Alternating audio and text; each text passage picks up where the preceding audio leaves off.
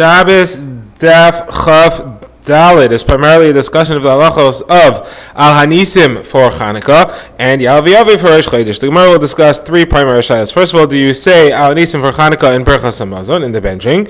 Similar to that, do you say Yal V'Yavi in Berachas Hamazon, the benching? And then the next question will be, do you say Al Hanisim for Chanukah in Musaf? That is part of a larger discussion about, do you say a special mention for a day in a tefillah which you wouldn't say if it was just that day. For example, there is no Musaf for Chanukah. So if you're saying Musaf on Chanukah for a different reason, like Shabbos or Rosh Chodesh, would you have to say Chanukah al Anisim in that tefillah or not? This will take us to the Mishnah.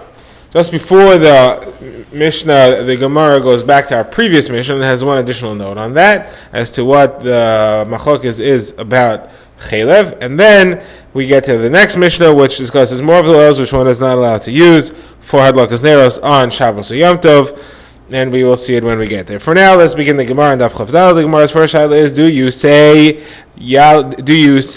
Al Hanisim to mention Chanukah as part of Berachas Hamazon? Now, the Gemara assumes that it's pashut that you mention Chanukah Al Hanisim in Shemoneh Esrei, because we defined Chanukah when we first discussed it as a day of Halvadah, a day of prayer and tefillah. So we're certainly going to say it in Shemoneh Esrei. So the Gemara says, do you say it in Berachas Hamazon or not? What's the shayla? Well, should I not say it because Chanukah is only a mitzvah derabanan and Berachas Hamazon is deraisa, or should I say it because it's Persumei Nisa, it's more of a way to publicize the miracles? So the Gemara says, Rava says the name of Rav Schar, the name of Rav Huna, you don't have to say it, but you can, and if you do say it, you should say it in the bracha of Haidah. Berachas Hamazon has three main brachas in it. One is the one of Haidah, thanking Hashem for the food.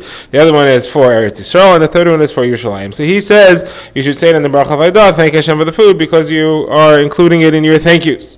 And the Gemara says Rav Huna bar Yehuda came to the house of Rava, and he wanted to say it in the bracha of Bnei Yerushalayim, celebrating Yerushalayim, celebrating the restoration of control over the Beis HaMikdash. So he says, Rav Shesha said, no, you should say it in the same way as in Shemoneh Esrei. You say it as part of Haidah. And Berachas Hamazon, you should also say it as part of Haidah. Okay, now the Gemara moves on to its next shayla, and this is about saying Rosh Chodesh in Berachas Hamazon. What's the question? Should I mention Rosh Chodesh, meaning should I say Al V'Yavai in Berachas Hamazon or not? Now, so the Gemara says, well, we say Chanukah, we already established we say Chanukah in Berachas Hamazon, but you don't have to. So, you don't have to say Chanukah, but maybe Rosh Chodesh you do have to, because Rosh Chodesh is mitzvah d'oraisa. And therefore, it's stronger, it's more important than Chanukah. So maybe I should say Yal V'Yavai for Rosh Chodesh in Berachas Hamazon. The Gemara says, on the other hand, maybe I shouldn't, maybe I don't have to, because Rosh Chodesh is not quite a Yom Tov. There is no Isser Malacha. It's not forbidden to do any types of work on Rosh Chodesh. So the Gemara says it's a machlokes between Rav, who says that you do say Yal V'Yavai for Rosh Chodesh in Berachas Hamazon, and Rabbi Chanina, who says you do not. So now the Gemara says, Rav Zrika says we have a support for Rav, because Rav Oishi has a brisa that says clearly like Rav, and he says as follows: any day that has a musaf, you have to mention in Berachas Hamazon. Any day which does not have a musaf, you don't mention in Berachas Hamazon. Therefore, Rosh Chodesh which has a musaf should be mentioned in Berachas Hamazon. However, this is not the entire brisa. So let's see the brisa.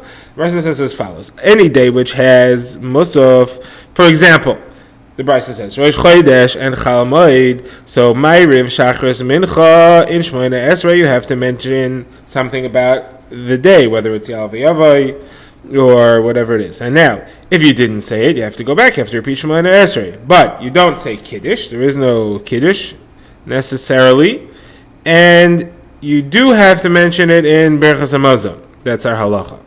Now, a day which does not have Musaf, but is a special day, like for example, Monday and Thursday, and fast days and mamado. So the Gemara interrupts right here. Hold a second. What are you talking about? Monday and Thursday. Monday and Thursday aren't special days. The Gemara says, yeah, Monday and Thursday, in the days when there were a famine, they would decree a fast day. Those fast days would originally be only on Mondays and Thursdays. So on those fast days, or on the other fast days of mamados. Mamados are the shifts of 24 groups of Yisraelim who came to the Beis HaMikdash to represent the entire Jewish people by the carbon tzibor, the karbanos which were brought from the entire congregation. So if some of those representatives could not make it to the Beis HaMikdash, they would have to fast. So these fast days, all these fast days, Monday, Thursday for a famine, and other fast days and mamados, all these things, these count as special days that do not have musaf because of their specialness, and therefore the halacha on all of these is Ma'ariv, Shachris, and Mincha in Shemona Esrei, you mention them. On a fast day you would say Anenu. Rashi points out that you would say it in Ma'ariv and Shachris on a fast day, even though you may not have completed the fast yet. Rashi says in our days we don't mention it anymore. We only say it by Mincha because we're afraid that somebody may become weak and therefore not complete the fast. But then they had this psak that they said it, and you would say it in Shemaya Tefillah. That's where you say Anenu, and if you didn't say it, you do not have to preach Shemona Esrei, and all these days, of course, you don't have to mention it in Berachas Hamazon. So here you see a clear psak that Rosh Chodesh, at least, which has a carbon musaf, you do have to mention Yal V'Yavoy in Berachas Hamazon. Okay, now the Gemara moves on to its third shaila, and that is, do you mention Chanukah in Musaf? Now, this question is as follows. Chanukah does not have a Musaf. You do not say Musaf because of Chanukah. However, there are certain days on Chanukah which do have a Musaf for other reasons, like Rosh Chodesh Teves and Shabbos. So the first question is as follows. Chanukah doesn't get a Musaf, but do I mention the day, do I say Al Anisim in a tefillah which you wouldn't have just based on the merit of that event? You would not have Musaf just based on Chanukah, but you have Musaf for other reasons. So should I mention Chanukah in it or not? Now, the Gemara will discuss and compare a number of different cases which are similar. In all of them, you have a special event, and the question is, should you mention that event in a tefillah which you're not saying in the merit of that event? You're saying it for other reasons. For example, like we are discussing here, where you're saying Musaf not because of Chanukah, should you mention Chanukah or not? Now, let's divide this into three levels. Level one will be where you do say that tefillah in the merit of that event, like for example Shachris. You would say Shachris on every day of Chanukah, so you should certainly mention Chanukah in Shachris. All types of situations like that, you do mention the event in the tefillah that you would certainly say because of that event. Now that we'll call level one. The lowest level on the other end of the spectrum would be level 3, where that event does not incur any type of tefillah at all on the entire day whatsoever. For example, Haftarah on Rosh Chodesh. There is no mitzvah to say Haftarah on Rosh Chodesh at all in any circumstance. So that is totally foreign. Haftarah is not related to Rosh Chodesh at all. And then the middle level is where it incurs it that day, but not in this tefillah. That will be the case of Chanukah on Musaf. There is no reason to say Chanukah in Musaf because you do not say Musaf because of Chanukah. However, you do say Musaf, you do say Chanukah in other Shemona Esrei tefillahs on the day. You would say it in Shachris, Mincha, and Ma'ariv, just not in Musaf. So that would be level 2. That would be the middlest level. So the Gemara tries to compare a number of different situations here. Now, our case, which is the middle level, where we are asking, should you mention Chanukah in Musaf, which you're saying for other reasons, because of Shabbos or Rosh Chodesh. The Gemara says, Rav Huna and Rav Yehuda both say you do not mention Chanukah in Musaf, and Rav Nachman and Rav Yochanan say you do mention Chanukah in Musaf. Now, the Gemara says that Abaye said to Rav Yosef that Rav seems to agree that you would not mention Chanukah on Musaf, and the Gemara will try two attempts to show where Rav says that halacha. So the Gemara's first attempt is from discussing the case of Maftir on Rosh Chodesh. So Rav said the following thing. Rav said that when you have Rosh Chodesh that falls out on a Shabbos, do not mention Rosh Chodesh and the bracha on the Haftarah. So the Gemara wants to say this would be a similar thing. Because there is no Haftarah for Rosh Chodesh, when you're saying Haftarah for a different reason, because of Shabbos, you don't mention Rosh Chodesh. So similarly, if you are saying Musaf on Chanukah, not because of Chanukah, but because of Shabbos, you would not mention Chanukah in the Musaf. The Gemara says that's not comparable at all. That case is like the third level. That case, there is no mitzvah at all of saying Haftarah on the entire day of Rosh Chodesh. Here we're talking about mentioning Chanukah on Chanukah Shabbos. Okay, at least during the day you are going to mention Chanukah a few times. In Shachris, Mincha, Ma'ariv you will mention it. So Musaf doesn't incur a chiyuv because of Chanukah, but maybe I should mention it there anyway, because Chanukah does apply to the day, and Musaf is one of the Shemona Esreis of the day. So the Gemara says, okay, so this doesn't prove what Rav holds. We have a different source for what Rav holds, and that is the following case.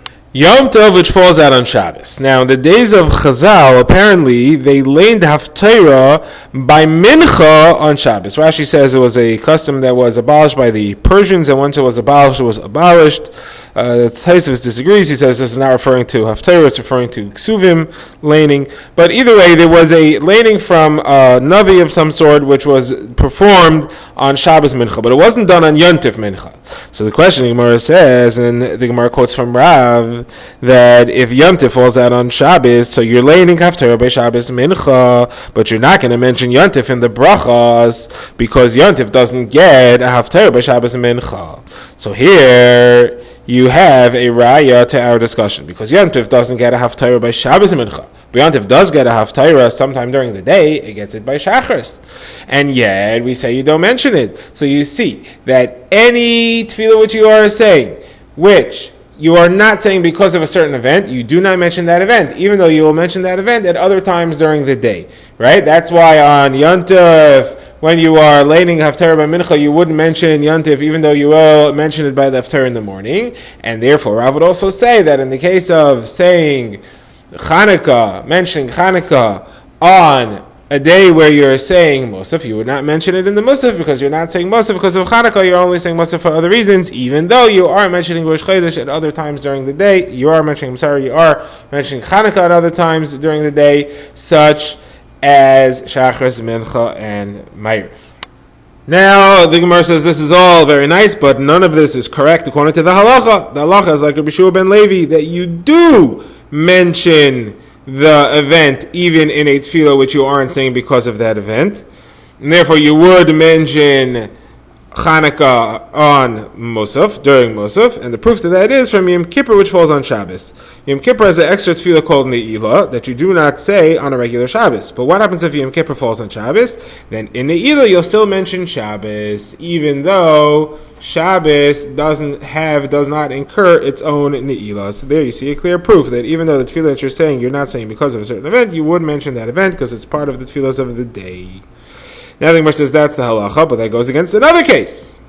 And that's the case of the Chazan saying Chazaras Hashatz by Ma'ariv. The halacha is we don't say Chazaras Hashatz by Ma'ariv, but on Shabbos night, on Friday night, we do say an abbreviated form of Chazaras Hashatz called Brachas Mein Sheva. Now, you only say that on Shabbos night. You do not say that during the week, and you don't say it on Yom Tov. But what about when Yom Tov and Shabbos coincide on the same night? So then, would you mention Yom Tov? It says, Rava, you do not have to mention Yom Tov. So the Gemara says, well, second, but this doesn't make sense. Just because I wouldn't say that Chazaras Hashatz on Yom Tov, why is that a reason not to mention Yom Tov? You tell me I'm supposed to mention things even if the tefillah that I'm saying is not incurred by that day. The Gemara says, no, this is different. This is entirely different. This is not a tefillah for the day or anything like that. The reason why you're saying Chazaras Hashatz in its abbreviated form is because on Shabbos night it was a sakana, because people went to shul in the fields and they had to walk home alone if they came late and they finished after everyone else, and therefore we extended the tefillah so that people could catch up. That has nothing to do with Yom Tov. That's a special takana. It has nothing to do with this entire discussion. It's not caused by anything of the day, and therefore it's an added prayer added for Shabbos. The Gemara returns to our Mishnah. In our Mishnah, we had a discussion about using forbidden fats for oil on Shabbos. In the Mishnah, we saw three opinions. We saw the Tanna Kama that says you're not allowed to use chaylev. We saw that Nachman Amadi says you're allowed to use it if it's melted. And we saw that the Chachamim say that you're not allowed to use it whether it's melted or not. So the Gemara says, well, the Tanna Kama and the Chachamim are the same. My answer is that the difference is Rav Bruna, who said halacha that if you add a little bit of regular oil into melted chaylev, you are allowed to light with it. Now the Gemara notes we do not know who says which. We have Tanna Kama, we have the Chachamim. One says that you are allowed to do that, one says you're not allowed to, and we don't know which is which. Okay, this takes us to the Mishnah, the next Mishnah in the parak. The Mishnah continues the list of oils we may or may not use for the Shabbos candles, and by extension Yom Tov candles, and it begins discussing Yom Tov. It says on Yom Tov you may not use oil which has to be burned because it became tamei. The Gemara will explain how we know that. Rabbi Shmuel adds, you're not allowed to use itron, which is a type of oil made from tar, because it gives off a bad smell and it's not covered for the Shabbos. Now the Chachamim say you're allowed to use all types of oil: sesame oil, nut oil, radish oil, fish oil, oil made from watermelon seeds or similar types of plants, or with itron, or even with the kerosene. Both those last two give off a bad smell. Now Rabbi Tarfon says, the Mishnah concludes, you're only allowed to use olive oil. Okay, now the Gemara says, we know that you're not allowed to use oil which has to be burned. Why does it have to be burned? This oil which you're not allowed to use on Yom Tov, it's oil which became tamei. It has kedusha, it's truma, and became tamei, and therefore it's chayiv sreif. It has to be destroyed. You're not allowed to use it for the candles because you're not allowed to burn tamei kachim on Yom Tov to destroy. Now the Gemara says, what is the source of this halacha that you're not allowed to burn tamei things in order to destroy it on Yom Tov? The Gemara gives three psukim, three separate sources from Sukkim and one from logic. So the first one is from Chizkiah. Chizkiah says, the pasuk says about the carbon Pesach, you should not leave any of it over until the morning. Anything which is left over until the morning, you should burn in fire. The Gemara says ad biker is said twice. It doesn't have to say it twice. The extra time is to tell you that there is a secondary morning you're supposed to burn. You're not supposed to burn it the morning after Pesach night, which is a Yom Tov morning. You're supposed to burn it the morning after that, which is Chol Moed morning. Because on Yom Tov you're not allowed to burn disqualified carbonis. Now, Abaye says another source. It says Olas Shabbos b'Shabbatoi v'loy Olas Chol b'Shabbos. You're allowed to burn a carbon oila of Shabbos on Shabbos, but a weekday carbon oila you're not allowed to burn on Shabbos, and you're also not allowed to burn it on Yom Tov. So yesterday's carbon oila you cannot burn on Yom Tov because you're not allowed to burn disqualified carbonis or other forms of kachim on Yom Tov, which is what we're trying to prove. Third source comes from Rava. And Rava is talking about types of work which are permitted for somebody to do on Yom Tov. So it says, Hu levade yeyos alechem. You're only allowed to do food-related work. So now the extra word, hu, it, is to exclude things which are not food-related, but they help you prepare for another work which is food-related. You're not allowed to do that on Yom Tov. And levada is also an extra word that alone you're allowed to do. That is to teach you that you're not allowed to do a bris milah, which is not on the 8th day. It's postponed from the 8th day. So Gemara says, so you're not allowed to do a bris milah, which is not in its right time. So certainly you're not allowed to burn carbonis which are not in their right time, and therefore you aren't allowed to burn disqualified carbonis on Yom Tov. Now Rav Ashi says, I'll show it to you logically. The isser of burning things on Yom Tov is a lav and an asay. It's both a negative commandment and a positive commandment. The positive commandment is from the word Shabbos Daf, you're supposed to rest.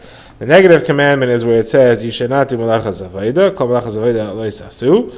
Then the mitzvah of burning karbanis or truma, which is disqualified, is only a mitzvah asay. One asay cannot push off a lois asay and asay combined.